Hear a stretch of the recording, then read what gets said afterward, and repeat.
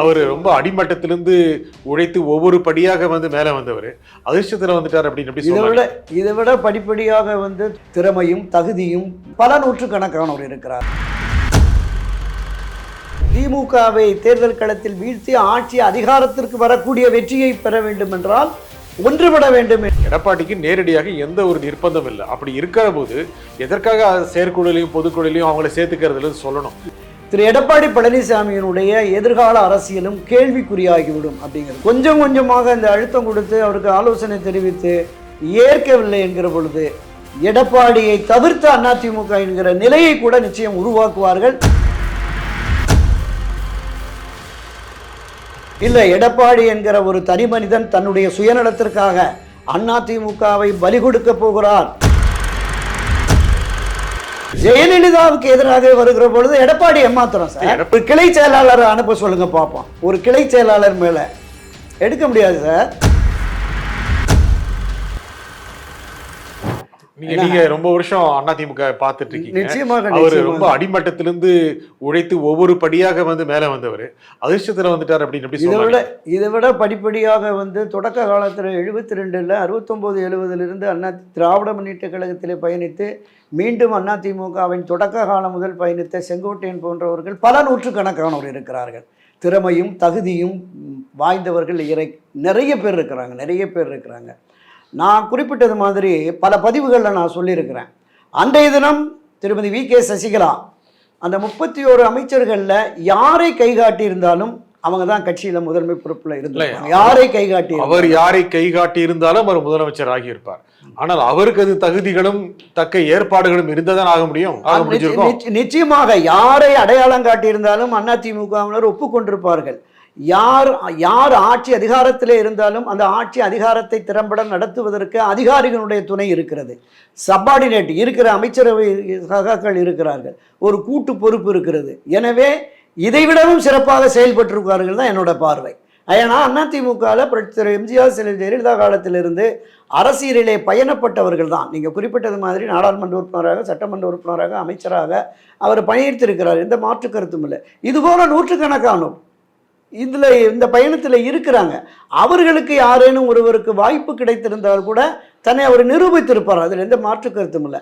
அந்த வகையில் தனக்கு கிடைத்த வாய்ப்பை பயன்படுத்தி தன்னுடைய பணபலத்தையும் அதிகார பலத்தையும் மிக அதிகமாக பயன்படுத்தி அந்த நிலையில் கட்சியை கைப்பற்றி வைத்திருக்கிறார். அதனால தான் திரு ஓபிஎஸ் ஸ்டேட்மெண்ட்டில் கூட கட்சியை கைப்பற்றுவதை விட கட்சியை காப்பாற்றுவது முக்கியம் அப்படிங்கிற அந்த ஸ்டேட்மெண்ட் கொடுத்து காப்பாற்றித்தான் இருக்காரு எடப்பாடி. இல்லையே, போயிடுச்சு. மிக மோசமான தோல்வியை திமுகவுக்கு ஒரு பெரிய அளவுக்கான சவாலை தானே கொடுத்துட்டு இருக்கு அதிமுக. அது பெரிய சவாலை கொடுத்தும் கூட 15 தொகுதி 3வது இடம் போயிருக்கு. 7 தொகுதியில் கட்டுத்தொகை இழந்திருக்குல்ல. இந்த நிலைப்பாடு என்பது சரிவை நோக்கி அதிமுக போகுது. எதிர்காலத்தில் இன்னும் வலிமையாக இருக்கிற ஆட்சி கட்சியாக இருக்கிற திராவிட முன்னேற்ற கழகத்தை வீழ்த்த வேண்டும் என்றால் தென் மாவட்டங்களில், மத்திய மண்டலங்கள், அந்த பகுதிகளில் இருக்கிற குறைந்தபட்ச 4லிருந்து 7% வாக்குகள், அந்த வாக்குகள் எல்லாம் கிடைத்தால்தான் வெற்றி. தேர்தலில் ஒரு திமுகவை தேர்தல் களத்தில் வீழ்த்தி ஆட்சி அதிகாரத்திற்கு வரக்கூடிய வெற்றியை பெற வேண்டும் என்றால் ஒன்றுபட வேண்டும் என்கிறதா எல்லோருடைய எதிர்பார்ப்பாக இருக்குது. என்னென்னா, இப்போ பாருங்கள், விக்கிரவாண்டியில் இதுவரைக்கும் இரட்டை இலைக்கு மட்டுமே வாக்களித்து பழகிய அதிமுகவினர், அதிமுகவின் அடிப்படை உறுப்பினர்கள், அதிமுகவின் அனுதாபிகள், அதிமுகவின் ஆதரவு நிலைப்பாட்டில் இருந்தவங்க உதயசூரியனுக்கு வாக்களிச்சிருக்கிறாங்க. இந்த நிக்கல, ஆனாலும் போட மாட்டாங்க. நீங்கள் வாக்குச்சாவடிக்கு சென்று இரட்டை இலை இல்லைன்னா திரும்பி வந்துடுவாங்க. அவங்க இங்கே களத்தில் நம்ம இல்லைங்கிற போது போக மாட்டாங்க.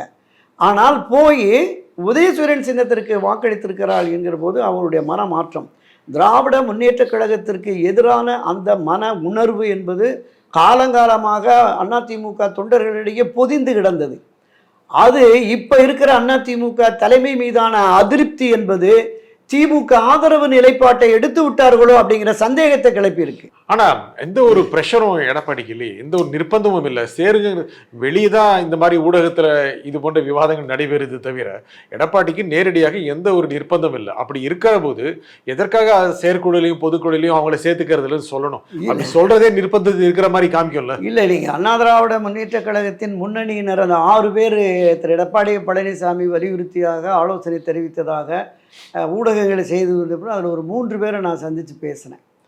அவங்க எல்லாருமே திரு எடப்பாடி பழனிசாமி அவர்கள் விட்டு கொடுக்க மாட்டேங்கிறார், பிடிவாதமாக இருக்கிறாரு, அவரே நாங்கள் எப்படியாவது கன்வின்ஸ் பண்ணி அவரை கொண்டு வரணும், அதற்கான முயற்சியில் தான் இருக்கிறோம், நல்லதே நடக்கும் அப்படின்னு நம்புகிறோம். ஏன்னா கள நிலவரத்தை சொல்லியிருக்கோம். தென் மாவட்டங்களில் ஏறத்தாழ அந்த 16 நாடாளுமன்ற தொகுதிக்கு உட்பட்ட 96 சட்டமன்ற தொகுதிகளில் மிகப்பெரிய சரிவு பின்னடைவு. ஏற்கனவே ஒரு 42 தொகுதியில் அதிமுகவினுடைய தோல்விக்கு காரணமாக அமமுக இருந்தது அப்படிங்கிறது நம்ம பதிவாயிடுச்சு 2021. இந்த சசிகலா ஓபிஎஸ்னுடைய ஆதரவு நிலைப்பாட்டில் இருக்கிறவர்கள் அவர்களுமே இதற்கு எதிரான நிலைப்பாட்டை, எடப்பாடிக்கு எதிரான நிலைப்பாட்டை எடுக்கிற பொழுது சுமார் 100 தொகுதிகளில் ஒரு சரிவு, பின்னடைவு, தோல்வியே ஏற்படும். அப்படிங்கிற போது எப்படி ஆட்சி அதிகாரத்திற்கு வர முடியும் அப்படிங்கிற இந்த விஷயத்தை அவங்க வலிமையாக ஆதாரபூர்வமாக கூட அவங்க சொல்வதாக கேள்விப்பட்டிருக்கிறோம். ஸோ அவர் இதையும் அவர் புறந்தள்ளி விட்டு இதையும் ஒதுக்கிட்டு இல்லை முடியவே முடியாது, நான் மட்டுமே என்கிற சர்வாதிகார போக்கில் திரு எடப்பாடி பழனிசாமி பயணிப்பார் என்றால் அவருக்கு மட்டுமல்ல அதிமுகவுக்கும் பெரிய சரிவு, பின்னடைவு, தோல்வி ஏற்படும். திரு எடப்பாடி பழனிசாமியினுடைய எதிர்கால அரசியலும் கேள்விக்குறியாகிவிடும் அப்படிங்கிறது தான் என்னோட பார்வை. ஆனால் அந்த மாதிரி நிர்பந்தம் இல்லாத போது நீங்கள் ஏற்கனவே சொன்ன மாதிரி இந்த கூட்டத்தை எதுபடி பேச வேண்டிய அவசியம் இல்லை. உள்ளே பேசிட்டு இருக்கலாம், உள்ள பேச்சுவார்த்தை நடக்கலாம் அல்லது நிராகரிக்கலாம். பொது வழியில் எதுக்கு அது மாதிரியான சொல்லிக்கிட்டு அவங்கெல்லாம் வேண்டாம் அப்படின்னு அதுக்கான அவசியம் இல்லையே. இல்லை, இப்போ இந்த 6 பேருடைய கருத்தை ஆதரிக்கிற பல நாடாளுமன்ற சட்டமன்ற உறுப்பினர்கள், மாவட்ட நிர்வாகிகள் இருக்கிறாங்க. இவங்க ஒரு கட்டத்தில் இந்த 6 பேருக்கு அழுத்தம் கொடுக்குற போது ஏதாவது ஒரு முடிவை எடுங்கள் அப்படின்னு சொல்கிறப்போ நிச்சயமாக அவங்க முடிவு எடுக்க வாய்ப்பு இருக்கிறது. இதில் சொல்ல வரேன் 1996ஆம் ஆண்டு இதே போல் ஒரு மிகப்பெரிய தோல்வியை சந்தித்த பொழுது ஆளுமை மிக்க, தொண்டர்கள் பலமிக்க, மக்கள் செல்வாக்கும் ஆதரவு மிக்க ஜெயலலிதாவுக்கு எதிராகவே போட்டி அதிமுகவை தொடங்கியவர் தான் அதிமுகவில் இருக்கிற பல முன்னணியினர், மூத்தவர்கள். இன்றைக்கி பல பேர் திமுகவில் போய் அமைச்சராகிட்டாங்க, வெளியில் போயிட்டாங்க, காங்கிரஸுக்கு திருநாக்கரசர் போயிட்டார். ஆனாலும் கூட அந்த எண்ணமும் உணர்வும் உடைய மூத்தவர்கள் இன்னும் இருக்கிறார்கள். அப்படிப்பட்டவர்கள் கொஞ்சம் கொஞ்சமாக இந்த அழுத்தம் கொடுத்து அவருக்கு ஆலோசனை தெரிவித்து ஏற்கவில்லை என்கிற பொழுது எடப்பாடியை தவிர்த்து அதிமுக என்கிற நிலையை கூட நிச்சயம் உருவாக்குவார்கள். அதுல எந்த மாற்று கருத்தும் இல்லை. மைனஸ் எடப்பாடி, ஏடிஎம்கே மைனஸ் எடப்பாடி அப்படின்னு நேரடியா சொல்றீங்க, இது கற்பனை தானே? அரசியலில் எப்போது வேண்டுமானாலும் எது வேண்டுமானாலும் நடக்கலாம். எந்த ஒரு வாய்ப்பு இல்லை. அவர் ஒரு பவர்ஃபுல் லீடரா இருக்காரு, ரொம்ப சக்தி வாய்ந்த அரசியல் தலைவர், சக்தி வாய்ந்த தலைவர், அதிமுகவின் சக்தி வாய்ந்த தலைவர். செயற்குழு, பொதுக்குழு, எம்எல்ஏக்கள், மாவட்ட செயலாளர்கள், உயர் நீதிமன்றம், உச்ச நீதிமன்றம், தேர்தல் ஆணையம், எல்லா அமைப்புகளின் தயவோடு அவர் பவர்ஃபுல் லீடராக இருக்கிறார். ஆனால் அவர் சொல்லார்ல 2 கோடி 6 லட்சம் உறுப்பினர்கள், அதில் 1.5 கோடி பேர் அதிருப்தியில் இருக்கிறான். 1.5 கோடி பேர் அதிருப்தி. நீங்கள் 90 லட்சமோ 92 லட்சம் தான் இப்போ வந்திருக்கு இந்த நாடாளுமன்ற தேர்தலில். மிச்சம் 1 கோடி பேர் எலெக்ஷன் ஒர்க் பண்ணலை, அவன் பூத்துக்கே போகலை, பூத்தில் உட்காந்துருந்தவன் வெளியில் வந்துட்டான். அதிமுக வரலாற்றில் கடைசி முறை இரவு 12, 1 மணி ஆனாலும் பூத்தில் சீல் வச்சுட்டு வெளியில் வருவான். வாக்கு எண்ணிக்கையின் போது இருப்பான், வாக்கு எண்ணிக்கையின் போது இல்லை. இந்த நிலைப்பாடு என்பது மிகப்பெரிய சரிவை, பின்னடைவை அதிமுகவுக்கு உருவாக்கி இருக்கிறது. எனவே எடப்பாடி என்கிற ஒரு தனி மனிதன் தன்னுடைய சுயநலத்திற்காக அதிமுகவை பலி கொடுக்க போகிறார் என்கிற எண்ணமும் உணர்வும் மேலோங்குகிற பொழுது எடப்பாடியை தூக்கி எறிவதற்கும் அதிமுகவினுடைய தொண்டர்களும் தன் நிர்வாகிகளும் நிச்சயமாக நாம சொல்றேன். ஜெயலலிதாவுக்கு எதிராக வருகிற பொழுது எடப்பாடி ஏமாத்துறோம் சார். எடப்பாடி சுயநலத்திற்காக அப்படிங்கிறீங்க? அப்படி முழுக்க சுயநலம். எல்லாரும் ஆதரிக்கிறாங்க, அவருடைய ஆதரிக்கிறாங்க. பணபலமும் அதிகார பலமும் 4.5 ஆண்டுகள் முதலமைச்சராக இருந்த அவர் எடுத்த நடவடிக்கைகள் தெரியும், எல்லாருக்கும் வெளிப்படையாக தெரியும். நம்ம அதை பொதுவெளிகளில் பேசி அசிங்கப்படுத்த வேண்டாம் அப்படிங்கிறதுனால நான் அதை முழுமையாக பேச வரலை. ஆனாலும் கூட எப்படி இந்த இறுக்கம் என்பது எப்படி இருக்கிறது அப்படின்னு கிராமத்தில் சொல்லுவான், வெள்ளரி பழத்துக்கு பூன் பிடிக்கிறது எவ்வளோ நாளுன்னு வெடித்து செதறிடும். பூனாக தான் இருக்கும், வெடித்து செதறிடும். அப்படி வெடித்து சிதறக்கு முன்னதாக அவர் தன்னையும் தன் கட்சியையும் காப்பாற்றிக் கொள்ள வேண்டும் என்பதுதான் அதிமுகவிலே பயணிக்கிற எல்லா அடிமட்ட உறுப்பினர்கள் எல்லோருடைய உணர்வு. அதுக்கு இன்னொரு தேர்தல் இருக்கு. அடுத்த தேர்தல் தான் எடப்பாடி பழனிசாமி ஒரு முடிவு எடுக்கக்கூடிய ஒரு உரைகல்லாக இருக்கும். அதுக்கு முன்னால் அவர் எந்த விதமான பேனிக்கும் பதட்டம் அடைய வேண்டிய அவசியம் இல்லை. 2026 தேர்தல் வரைக்கும் பொறுத்திருந்து அதன் பிறகு ஒரு முடிவை எடுக்கிற பொழுது கட்சி காணாம போயிடு சார். 40 வயதுக்கு கீழே இதில் பயணிக்கிற கிட்டத்தட்ட 88, 89, 90 காலகட்டத்தில் செல்வி ஜெயலலிதா காலத்தில் அரசியலுக்கு வந்தவர்கள் அவங்க எல்லாமே அப்படியே அணி மாறிடுவாங்க. நிச்சயமாக அது நடக்கும். கிட்டத்தட்ட ஒரு 40, 50, 60 வயது கடந்தவர்கள் தான் புரட்சித் தலைவர் எம்ஜிஆர், செல்வி ஜெயலலிதா ரெட்டலன்னு போவாங்க. கட்சி இப்போ நிறைய வாய்ப்புகள் இருக்குது. திமுகவுக்கு போயிடுவோம், இந்த பக்கம் பாஜகவுக்கு, இந்த பக்கம் விஜயுடைய வெற்றி கழகம் காத்திருக்கு, ஒரு பக்கம் சீமான் இளைஞர்களை கொண்டு போக இருக்காரு. ஏன்னா கட்சியின் தலைமை மீதும் கட்சி மீதும் உங்களுக்கு நம்பிக்கையோ விசுவாசமோ இல்லை என்று எடப்பாடி பழனிசாமி சொல்லியிருக்கார் நிர்வாகிகள்கிட்ட. அவருக்கே அது புரியுது. கீழே அந்த நிலைப்பாடு மாவட்ட சாட்டை எடுப்பாரு, அடங்க வைப்பாரு. ஒரு கிளை செயலாளர் அனுப்ப சொல்லுங்க பார்ப்போம். ஒரு கிளை செயலாளர் மேல எடுக்க முடியாது சார். யாரு, நான் பல பதிவுகளில் சொல்லியிருக்கேன், அவர் கட்டுப்பாட்டில் இல்லை. ஒரு கவுன்சிலரை நியமிக்க முடியல.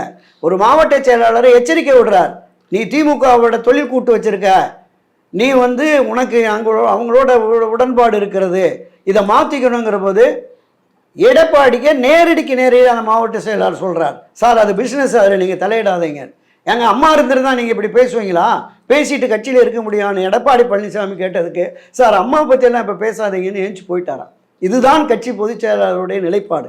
இன்னொன்று கடந்த பதிவில் நான் சொன்னதாக ஞாபகம், ஒரு 30 மாவட்ட செயலாளர் எடுக்கணும், அவங்க சுத்தமாக வேலையை பார்க்கல அப்படிங்கிற போது திரு சி.வி. சண்முகம் சொல்லியிருக்கார், அவங்க தான் உங்களுக்கு முன்னிலை, உங்களை பொதுச் செயலராக கையெழுத்து போட்டவங்க, பொதுக்குழு உறுப்பினர்களை கட்டுக்கோப்பாக கொண்டு வந்து உங்கள் ஆதரவு நிலைப்பாட்டை எடுத்தவர்கள், தனிப்பட்ட முறையில் நீங்கள் எந்த நடவடிக்கை எடுக்க முடியாது, பொதுக்குழுவை கூட்டி பொதுக்குழுவில் விவாதித்து தான் அதை எடுக்கணும் அப்படின்னு. அப்போ எடப்பாடியார் கேட்டிருக்கார், அப்போ என் மேலே நம்பிக்கை இல்லை அவங்களுக்கு. ஆமாம் சார், நம்பிக்கை இல்லை, கூட்டுங்க விவாதிங்க அப்படின்னு இருக்கார். இதுதான் எடப்பாடியினுடைய அந்த அந்த அந்த பிடிமானம், கட்டுப்பாடுங்கிறது இல்லை இல்லை, அதுதான் நிதர்சனம். அவர் நினைத்தால் கட்சியை மாற்றிவிட அமைக்க முடியும். அதான் அந்த மதிப்புல அந்த அதிகாரத்தை உட்கார வச்சிருக்காங்க. இல்லை இல்லை இல்லை, ஒருபோதும் இல்லை. அதாவது அதுதான் நான் சொல்ல வரேன், வாய்ப்பு கிடைத்தது, சந்தர்ப்பத்தை சரியாக பயன்படுத்தி சில சாதுரிய சாகச நடவடிக்கையில் ஈடுபட்டு தன் கட்டுப்பாட்டில் கட்சி இருப்பது போன்ற ஒரு தோற்றத்தை உருவாக்கி இருக்கிறார். அவரால் ஆதாயம் பெற்ற ஒரு சிலர்கள் இந்த 2,06,00,000 பேரில் ஒரு 500, 5,000 பேர், 10,000 பேர்னு வச்சுங்களேன், அவருடைய ஆதரவு நிலைப்பாட்டில் இந்த மாநில மாவட்ட நிர்வாகிகள், எம்பி, எம்எல்ஏ, அந்த மாதிரி ஒரு 5,000, 10,000 பேர் வச்சுக்கலாம். இது அந்த 1.5 கோடி, 1.25 கோடிக்கு மேலே அவங்க கட்சி ஒன்றுபடணுங்கிற உணர்வோடு இருக்கிறார்கள். நீங்கள் தொடக்கத்தில் சொன்ன மாதிரி இந்த 52 ஆண்டுகளாக இந்த கட்சியோடு பயணப்பட்டவன் என்கிற முறையிலே, கட்சியினுடைய அடிமட்ட தொண்டர்களின் உணர்வுகளை புரிந்தவன் என்கிற முறையிலே நான் இந்த கருத்தை பதிவு பண்ணுறேன். அதிமுக ஒன்றுபட்டு பயணித்தால் மட்டுமே எதிர்காலம் இருக்கும், அது வெற்றி பாதையில் பயணிக்கும். அந்த எண்ணமும் உணர்வும் எல்லோருக்கும் வந்திருக்கிறது. அது திரு எடப்பாடி பழனிசாமிக்கு வந்தால் கட்சிக்கும் நல்லது, அவருக்கும் நல்லது, எல்லோருக்கும் எதிர்காலம் இருக்கும் என்பதுதான் என்னோட பார்வை. இந்த நிகழ்ச்சியில் உங்கள் கருத்துக்களை கூறிமைக்காக திரு துரைக்கண்ணன் மிக்க நன்றி. நன்றி, வணக்கம். மீண்டும் ஒரு நிகழ்ச்சியில் சந்திப்போம். நன்றி, வணக்கம்.